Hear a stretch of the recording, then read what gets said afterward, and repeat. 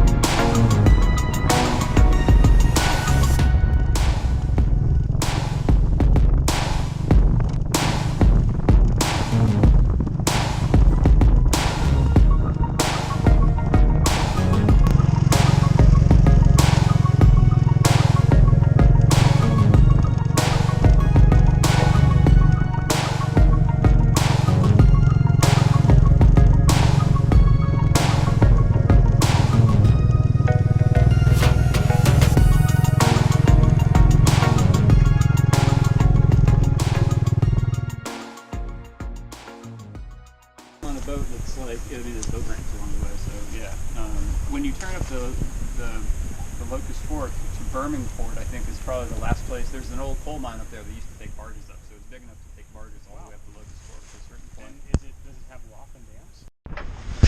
So this is Patina Turner, the tiny house, and let's see, it's got poplar walls. It's all pallets. You can see all the pallet wood. It's about 90% reclaimed material, including the license plates up here on the ceiling from picking up on the side of the road. But if they're yours, don't arrest me. Yeah, it's just a tiny, funky little house. I built it about 3 months. I've been living in it for about a year and a half or 2 years. It's got a bunch of weird little features. It's got DC power, and I have an inverter. So there's a DC refrigerator. I got a whole charge controller here, and my panels are outside on an umbilical cord. I got this cart out of the trash behind a Walmart, so yeah. I built a kitchen out of it. So it's got a bunch of drawers, and got canned goods, and I built these trays out of old drainage bits for like old carts and stuff. All the tables are all hinged with some heavyweight hinges. So I can just do that. That's exactly what I'm going to do. And this one's also hinged too, so you can. Yep. I have that exact same idea. I haven't done it yet. And I like, these hinges are sort of weak, so they're good for smaller stuff, but these heavier duty ones are worth their weight. And then all my clothes are in this chest here. And then if I go like this, I put a forward hinge, and my sleeping bags and stuff are underneath there on the back side of it, so that's where all the bedding stays. And then I got, spare chairs and fold-out chairs and stuff that are in here that they're probably 70 years old, but they work really well because they just tuck away. So anytime you can find weird, cool chairs like that fit in tiny houses, that's like perfect. And there's a loft for storage, so all my clothes are pretty much in here. But up there's a loft that's got some Mexican crates that I picked up from the Mexican grocery store, and they work pretty well just to keep my camping gear and winter clothes or summer clothes. I love your can lights. Yeah, these were in the shop full of nails, and I figured, I'll take an old light bulb. That one's got my motorcycle tail light in it from an old bike. These windows, I didn't know how to make a window, so I just took this window and built a casing and eventually made it. So these are old. These are probably from the turn of the century. And all these are actually book matched, so these are the exact same piece of pallet wood. I found two pieces that match from the same cut. These are both the same piece of wood they're book matched, and so yeah, it's cool. Work in progress. It's got a cubic mini tiny wood stove here, so you can see it's got the morning's ashes still in there, but it burns really tiny little wood. If it's longer than my hand, pretty much that's about the length I need for my wood stove. And just carry a bunch of kindling here to get it going. There's a local place that gets rid of their old marble for free if you want to pick it up and stuff, and so I got some free This is a fake one, but these other blocks are from their quarry pile. So you can pick those up, and so they're good and nice thermal mass that I can remove. Had one chimney fire, but I figured out why, so I fixed that. So I haven't had chimney fire since. Yeah. Nice little hang. Yeah, I got, hanging up and stuff. you know, my random equipment. This is just another piece of pallet that I just thought was so beautiful. It's cherry. Yeah. And it was just had this gorgeous grain, so I made it into my little coat rack. Yeah. What about the well, the wood? You showed me the shower, and then I kind of want to see your rain catch. Yeah, we go check that out. Sure.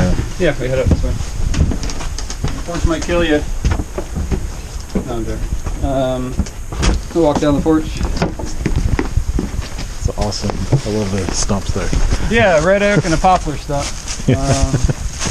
And so in the winter, you know, I just put some rusty pin up down there. So the outside actually is all pallets. These were all pieces of pallets. This is going to be a Chet pallet from that company, and then I, you know, treated them with different waterproofing treatments and stuff. But these are just pieces of tin I pulled out of my neighbor's yard that work great to keep the rain off the windows directly when it's raining, so I don't have to clean them as often. And if I need to put anything inside, I can just reach in from out here and put it in there. So I have a catchment on the front, which I usually put into a bucket, and then I have a catchment on the back. It's got a metal roof, and it drains into this 55-gallon food grade water container. And then from here, it siphons off into this 35-gallon, which this is usually the one that freezes solid on me, so it's sort of inconvenient this time of year sometimes. But it doesn't get that cold. And then I purify it twice. And I actually have a couple screens. There's a screen up there, a screen here, and a screen inside of here. So by the time it gets into there, it's usually pretty good.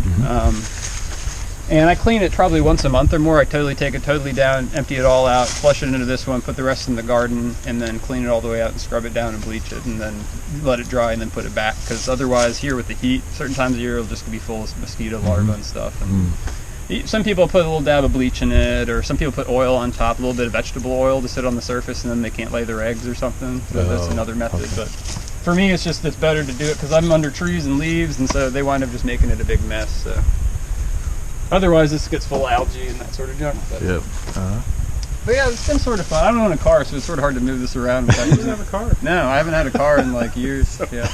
So there's a tractor I can use to move it around. That kind of thing. But I got my scooter. So you got your wood here, your stack of wood? Yeah, I just, you know, I split for my neighbors, and so any of their stuff that's so small they can't use it, or limbs that fall down, I just take it and cut it up with it on the electric saw using, in the shop actually using like a buzz saw. And so I just run with that rather than using a chainsaw because it's a lot safer to put it in a vise and then just do a bunch of cuts with the saw. So some of it I'll cut with a chainsaw for the big wood, but most of these little long sticks, it's sort of unsafe on the ground, and so by putting it in the vise, I can just do a whole bunch of wood in the shop on a rainy day and put it in the wheelbarrow and stack it. So. How much do you burn through your wood? A night? Or I would say, with your wood thing. I would say a night, I might burn maybe one or two of these a night. Like maybe. Does it heat up pretty good in there? Oh, it'll be 80 degrees in there with the wood. Good to know. It's double insulated. It's got foam insulation in all the walls and then Reflectix, but I also put like there's battens, and then the roof it's got foam insulation on top, and then the bottom's got foam, and it's all sealed and taped, so it's really well insulated. It's like a giant cooler pretty much. Yeah. So I built this out of an old grill cart, and then this is an old window and some stuff, and so my dehydrator, but these are just black jugs, and in the summertime I put them in here in the sun, and so they get nice and hot, over 100 degrees in the summer. And then this time of year I just heat them up, but essentially you know. That's a shower? So I just shower, and I use maybe one of these a night, and that's all I need.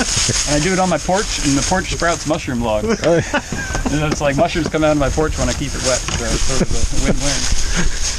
But it works. I'll probably build a shower, but you know, this has been working fine for years. So. How many watts of solar do you have? Let's see, I'm probably about 400 watts or so, maybe 450. Those are some older panels, but they do pretty well. This time of year, if you want to go check out the solar panels, we can walk over. Yeah, we could do that. And so I got my umbilical cord right here, going down from the house up to my panels. And I built these out of old, this is an old screen door from like a house. There's actually the handles right here from the old door mechanism. Yep. So I built the tracks and just put these up there. So they're adjustable. So this is their winter setting. They're sort of up here, and then in the summertime they get positioned a little bit farther, back some more. This gives you enough power for what you need? Yeah, I'm almost always 100% in the summertime by 11. And then this time of year, I might go a couple days where it's cloudy and not get 100%, but still have enough for cooking. I have a little rice cooker I use to boil eggs or make rice or do porridge or all kinds of soup and stuff. I get a lot of stuff in a rice cooker. I noticed your sun oven. Yeah, and I got this is an old school sun oven that I handed down to me by Martha, but it works great.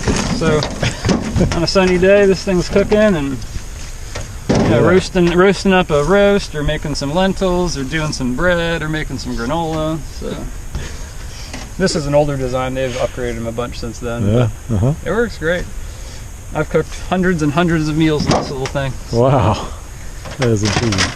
If it was sunny out today, I would have had something in it, but it was a little on the cloudy side, so it sort of stays relatively dry under my solar panels. What kind of battery banks do you use for your solar? I have one 100 amp hour battery I got from a used battery recycler dude, so it's like a little battery this big, and with the DC refrigerator, it's an ultra efficient fridge, so it works great. So actually, we did a solar installation job with one of my neighbors who's a solar tech, and in that job he had some extra batteries that came out of it the guy wanted to replace, and so instead of recycling them, they weren't amazing, but they all had a nominal charge rate. They were okay, so we topped them off. So I might put those in the house and upgrade. So we'll see. I see your little garden here. Do you... it's my Corona garden. This is just a patch of grass in February, and so I started digging and double dug the whole thing. And so I grew tomatoes all year in here, and I have kale and... So you could do all year round planting? Oh yeah, yeah. In fact, those are all my salad greens over there. You can see some cabbage. Yeah, I do see that. Yep. Under those covers, there's all sorts of salad and stuff still growing. There's turnip greens in here. There's some kale growing in there. I got some spinach. So I usually get these winter ones started in fall. Yeah. And then they get started. They can get hardy enough to last through the winter, just small. And then after a Persephone days, when we get more than about 10 hours of light or so, they'll start. We're just going crazy because they've been sitting there. As long as something doesn't get them and eat them before then. So. Oh yeah. But yeah, it's cool being able to feed yourself, and there's neighbors with local food, people that raise chickens, and we trade. I got tons of cucumbers. What do you got? Oh, I got peppers up my ears. Here, I would go back to trade and barter. Why not? We do a lot of that. Yeah, and there's a sustainable farmer right at the end of this road here that grows a little sustainable farm for the local people. So he's got a fruit stand at the old house up front. He puts fruit out and food. Yeah.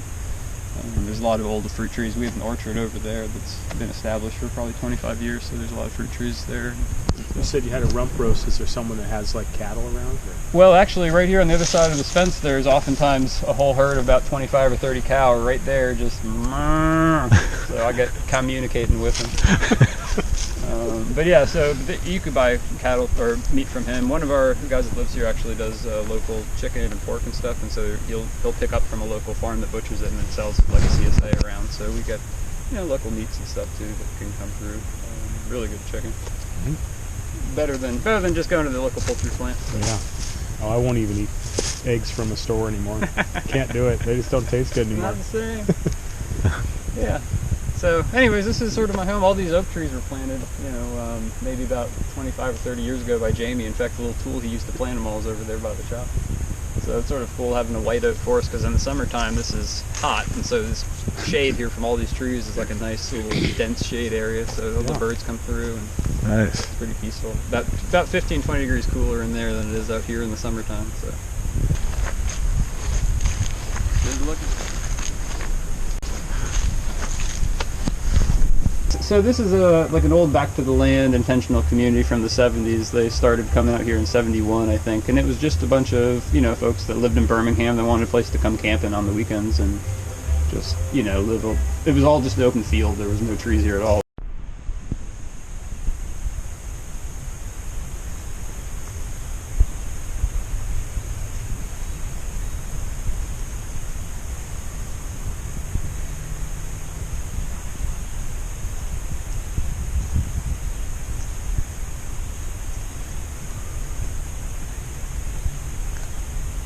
And just using a little bit of twigs or some sticks. The smaller the sticks, the better they burn. So it's even better because the smaller the little twig you find, the faster, the more surface area it has, the faster it burns. Just washing. A